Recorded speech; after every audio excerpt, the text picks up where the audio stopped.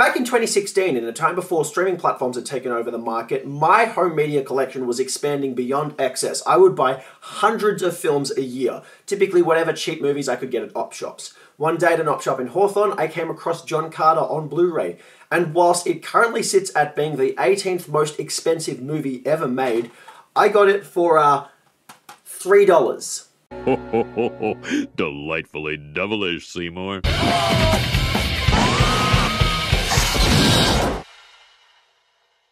Yes, everybody, welcome back, and today we're going to be... come on. Take two. Yes, everybody, welcome back, and today we're going to be talking about another colossal misfire from the mouth of Disney. John Carter is a 2012 science fiction adventure film and the only live-action film directed by Andrew Stanton to date, who is the creator of such iconic animated films as WALL-E, Finding Nemo, and was the co-director of A Bug's Life alongside John Lasseter. It's based on the 1912 Edgar Rice Burroughs novel A Princess of Mars, which actually came out a whopping 100 years before John Carter was released, and it was the first novel in the Barsoom series, pretty much all of which were titled The Something of Mars. And I can't proceed into analysing this movie without actually talking about the title. When you name a colossally budgeted film John Carter, you better make damn well sure people know who that is. Unfortunately, I don't think the legacy was big enough before the movie came out, and after it came out, I think it's more commonly associated with being Disney's biggest box office bomb behind the new Indiana Jones film which nobody asked for. By the way, that movie was fucking lame. Old Harrison Ford was great, but nobody asked for it and it didn't do anything new. Just like this movie managed to, actually. I can understand why you wouldn't want to call this film A Princess of Mars, because A, that makes it sound like some kind of romantic spectacle, as princesses are typically associated with, and B, because male-centric audiences are not going to be looking out for something with the word princess in the title, and I'm telling you from experience. As a kid, I avoid watching the film The Princess Bride for that very reason, ignoring the fact that that's actually a great film. Supposedly, that's one of the reasons the movie didn't do gangbusters at box office, because of the title, when in actuality, it was a great film which tackled many genres, fantasy, comedy, a bit of the love story, and a number of other things. John Carter shot itself in the foot so desperately trying to avoid that it went in the other direction. But it also omitted the word Mars from the title. John Carter of Mars, I think, would have been a great title.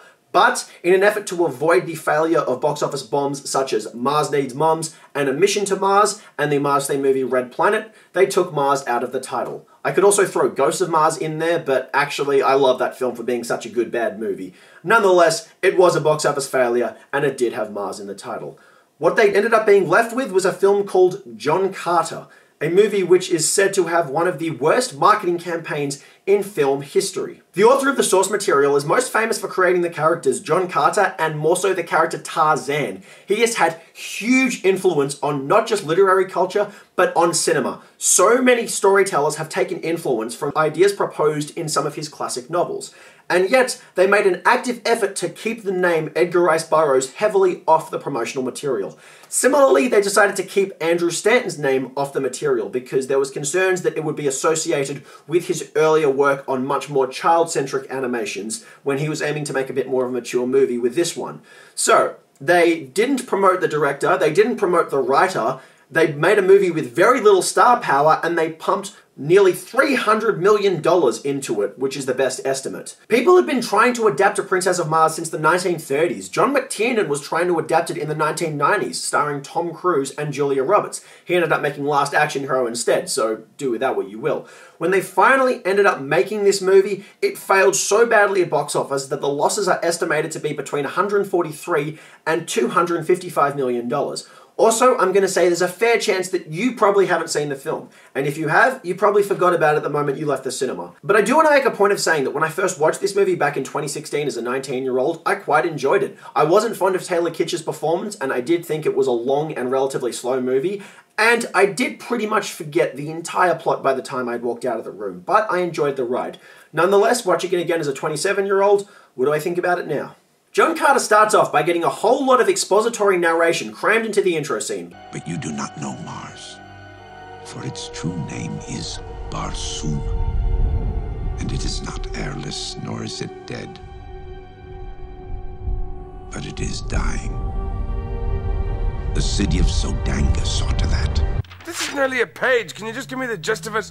Only the great city of Helium dared resist, stood strong, matched Sodanga airship for airship, holding fast for 1,000 years. until one day the ruler of Zodanga became cornered in a sandstorm. I don't like sand. Amid a battle between two faceless armies, Mark Strong executes everybody and teleports over to grant powers to Jimmy from The Wire, who responds by immediately biting from the hand that feeds. Who? What are you? I'm just a clown dancing for the fucking man. Do as we command and you will rule all of Barsoom. God damn, Jimmy. Cut to Earth. The guy from Battleship sends a letter to Junie from Spy Kids. Most of the actors in John Carter are either unrecognizable, actors that you've seen in a number of projects but aren't ever really able to remember the name of, or stars that are playing voice roles and thus you can't recognize them on screen. Now, Junie Cortez is in this movie, so he is arguably one of the biggest stars John Carter has. And just do with that knowledge what you will. Mr. Burroughs. Yes. I'm Thompson, Captain Carter's butler. They kept Edgar Rice Burroughs' name off the promotional material of the film, but they brought the character into the movie for a completely unnecessary prologue which does nothing but pad the runtime on a 132-minute film. Well, that sucks. Predictably, nothing noteworthy, funny, or even particularly bad happens in this scene. It's just another example of the story within a story trope we saw in similarly useless fashions from films such as The Great Gatsby or The Quest. But at least in The Quest, Jean-Claude Van Damme was desperately trying to pad running time and make up for his shortcomings as a director. Here, I just don't get it. And here is your hero, everyone, the titular John Carter. Beans. The first item is beans. More beans. Granny, ew! You are a difficult man to find, Captain John Carter. Yeah, try finding him when he finally gets to Mars. John Carter rides off from the Confederate Army, chased by the wasted talents of Bryan Cranston into Monument Valley as he searches far and wide for a reason why anyone should care what's happening. He doesn't find one, instead finding a bald alien dude that quickly learns about the Second Amendment and a talisman that transports him to Mars, or Barsoom as it's called here. Not only can he breathe, but he can also get some good airtime.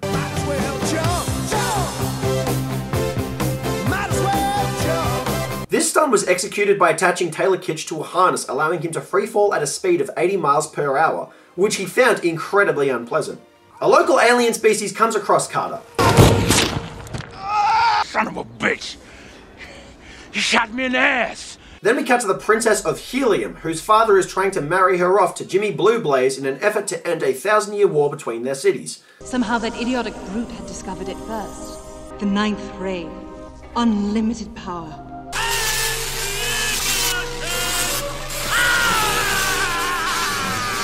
So when I was little, and we would look up at the stars, and you would tell me of the heroes whose glory was written in the sky, how there was a star up there for me.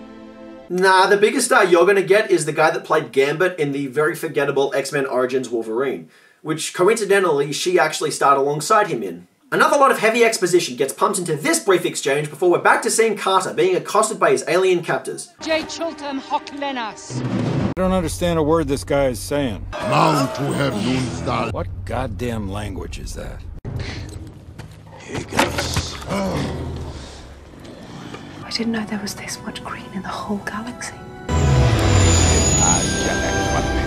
Then he breaks out and meets a super fast alien frog dog. Gotta go fast! Gotta go fast! It also turns out that the Mars atmosphere has granted him super strength now. You killed him with one blow. He went down like a sack of potatoes, huh? The next day, during another fight between the two indiscernible factions, Carter breaks free. Jump! Deacon! Jump! Good.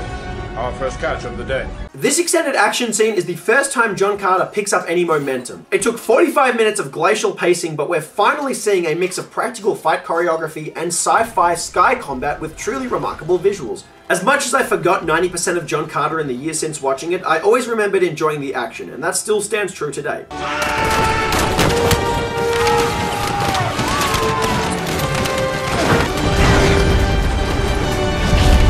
The sky baddies flee, and John Carter gets labeled as a messiah of some sort. I am Dotar Sojak. And I am an unsatisfied and bored viewer. We've started looting. Jump for me. Enough! There will be time for playfulness later. There better be. There's been very little playfulness in this movie so far. Very quickly, John Carter descends back into talking. A whole lot of talking. It doesn't matter who's talking, because none of them are given the depth for us to care about them, and it doesn't matter what they're talking about, because it's all boring exposition. It stretches up to and beyond the first hour mark, meaning that we've been given only one solid action scene this entire time. I'm so bored. Carter, Princess, and Green Girl spend an extended time trekking across Barsoom. There's a Dangan Jeddak you fought. Sabthan. I know some of these words. He offered a truce to my father in exchange for my hand. The Jeddak of Helium. She is a princess. Wait for it. Princess of Mars. Whoop that ass! Whoop that ass! That all there is to the story? Yep, and we're not even halfway through the film yet. I didn't run away! I escaped!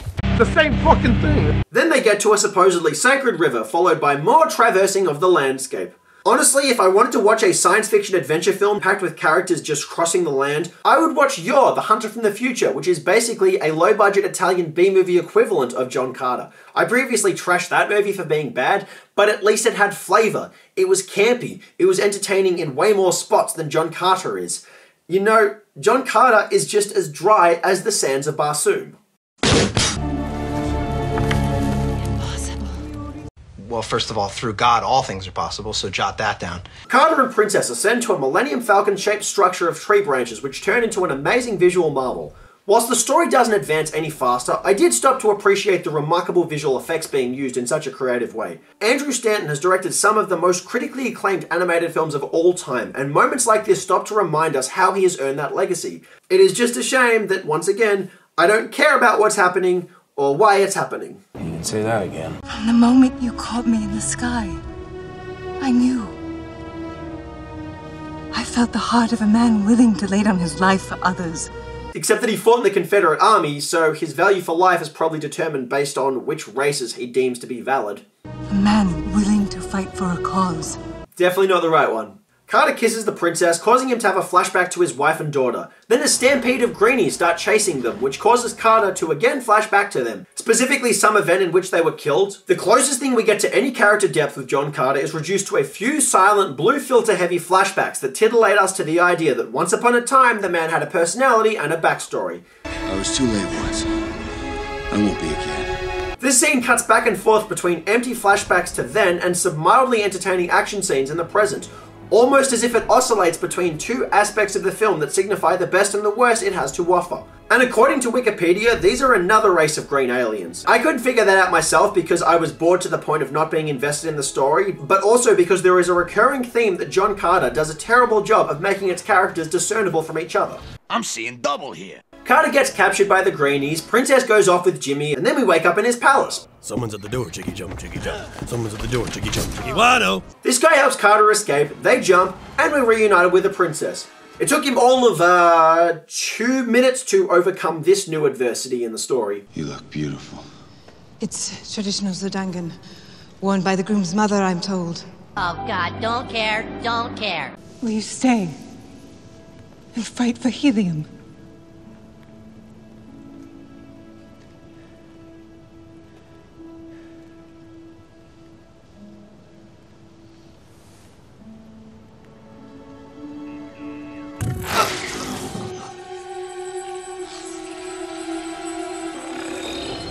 We'll have plenty of time to talk. Shut the fuck up, okay? Shut the fuck up! Then he gets zapped and teleported into a cage with Mark Strong, who over a long monologue in which he switches appearances multiple times, he casually outlines for Carter that he is of a different species who coerces different planets to destroy themselves so that they can feed off their natural resources. It took 90 minutes to get to the point where we could understand the motivation behind the true villains of the story. And the reveal was that they were tricking everybody into fighting each other so they could swoop in and take what they wanted. You know, if I wanted to watch a movie with this premise and one with actual entertainment value, I could watch Death Wish 4. That movie had a $5 million budget and cut costs everywhere it could.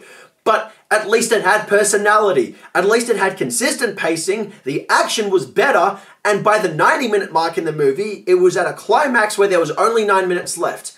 Here, we still have 40 minutes left, and there's hardly any point in me trying to make it to the end, except for the hopes that there will be one good final battle. Once the rant is finally over, Carter is suddenly freed, again.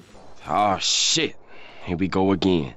He then rides off on a hover bike, which despite being visually very appealing, had me thinking that I'd much rather be watching the speeder bike chase from Return of the Jedi, or the hover bike chase from Judge Dredd. Yep, I prefer the Stallone Judge Dredd movie to this movie. Unironically.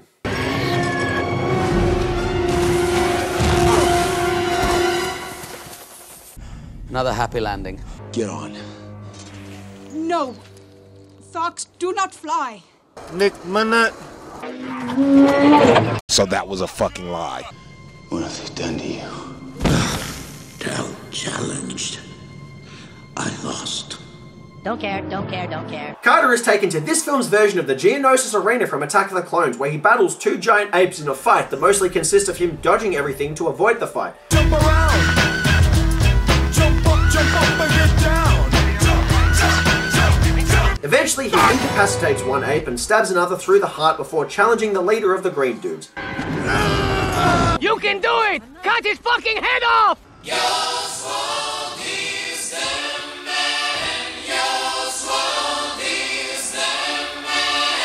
Tharks did not cause this, but by Isis, Tharks will end it! Get on with it. Yes, get on with it! I know that this is not the fate you would have chosen for yourself. Get on with it! He becomes the leader of the Greenies, gets them to charge the city and stop the wedding, then rides in on a hover bike. It's a trap! It's a trap! The thing is at your walls! Now, do it now. Do it. A big fight emerges between two indiscernible factions of good and bad, so visually identical that, you know what, I can't keep saying it anymore. There's no point in me repeating myself. You get the point. I don't know who the heroes and the villains are, and I just don't give a fuck. There's even a part in the story where Greenie almost attacks one of the good humanoids because he can't tell them apart. Ironic. Seeing the Greenie natives ride in and take on the oppressive humanoids has some appeal for the least demanding of viewers, but still... Meh. M-E-H. Meh. Carter stops the wedding and marries the princess himself, has a Revenge of the Sith balcony romance moment, gets forcibly sent back to Earth, fakes his death, saves Edgar Rice Burroughs from being murdered, grabs an amulet, teleports back, the end. Finally, is John Carter a good movie? No! No! No, no! I really had higher hopes rewatching John Carter that maybe the spectacle and the action would elevate it above the storytelling flaws, but as I've gotten older, honestly, the storytelling flaws have just gotten louder. Once upon a time, I really enjoyed this movie. But once upon a time, I thought Avatar was the single greatest movie I'd ever seen. I rewatched that this year, and I could not stand dragging myself through the 3 hours it took to get through that movie. I could not even stand the sequel anymore. Honestly, that was such an unhappy viewing experience for me that it messed with my head, so I wouldn't advocate either of them. And frankly, I can't advocate John Carter either, but I will say it's less pretentious than either of those movies. Both movies have seen comparison from critics for a number of story similarities. Both films feature white savior protagonists, soldiers who end up on an alien world, find a better life there, and lead a resistance against the oppressors while falling in love with the native girls. Both follow fundamentally cliché routes and pay more attention to the detailed layout of the universe around them and the animation of the characters than to actually developing them or giving sufficient substance to the narrative. To John Carter's credit, it is way shorter than Avatar, but with its own glacial pacing, it doesn't compensate for that. John Carter is the living definition of the word overblown, a movie which spent so much time spending money on special effects and production design that it forgot to realize that a good script doesn't cost anything, and yet they didn't have one. As a result, it ended up being one of the most soulless, huge box office bombs of all time, alongside similarly soulless blockbusters like The Mortal Engines, Cutthroat Island, Jack the Giant Slayer, and Battleship, another film which came out the same year and again starred Taylor Kitsch.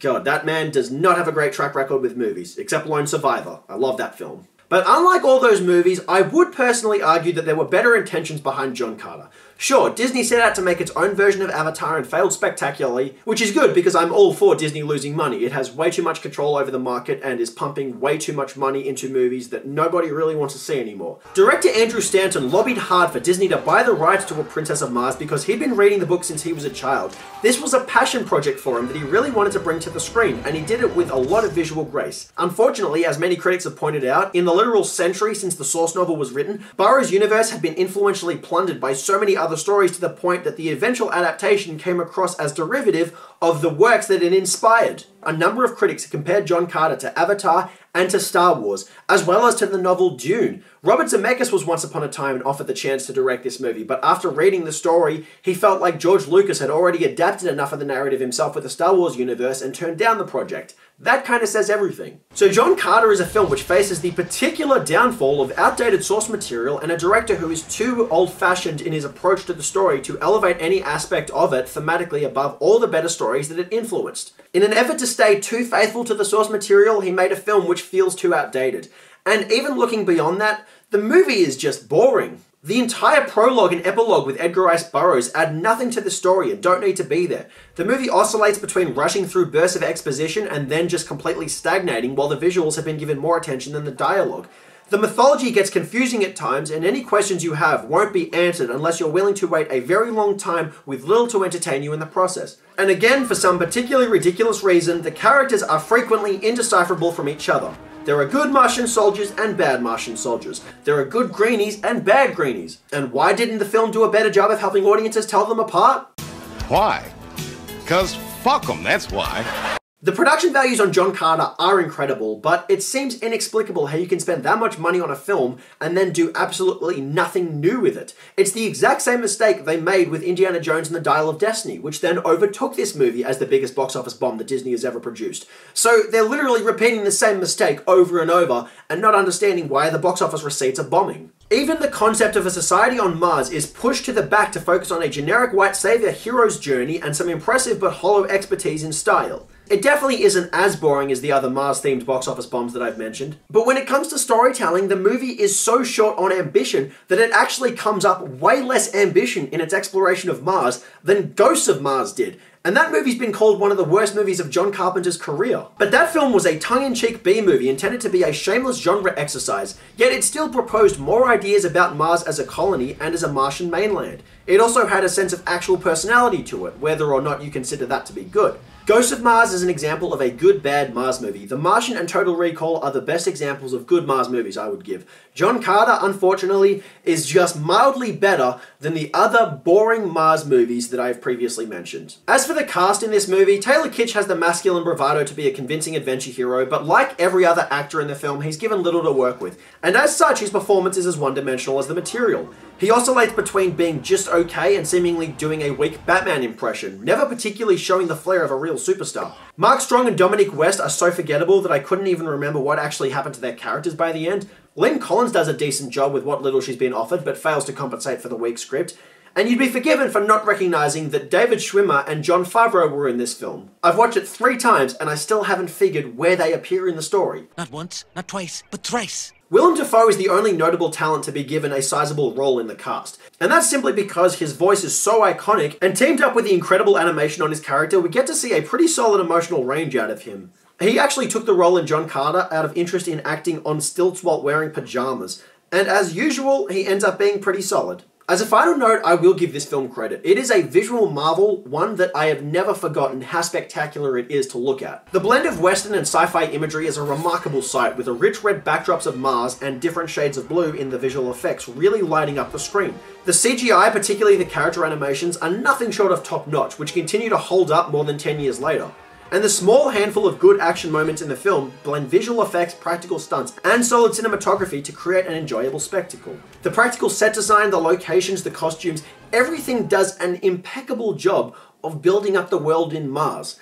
And when the film does nothing with it, that is the cardinal sin. John Carter gets 3 mega jumps out of 10. Its admittedly impressive spectacle is undermined by a script which is short on characterization or originality, heavy on runtime, slow in pacing, and a distinct lack of energy and personality, which makes the film neither good enough or bad enough to qualify as entertainment.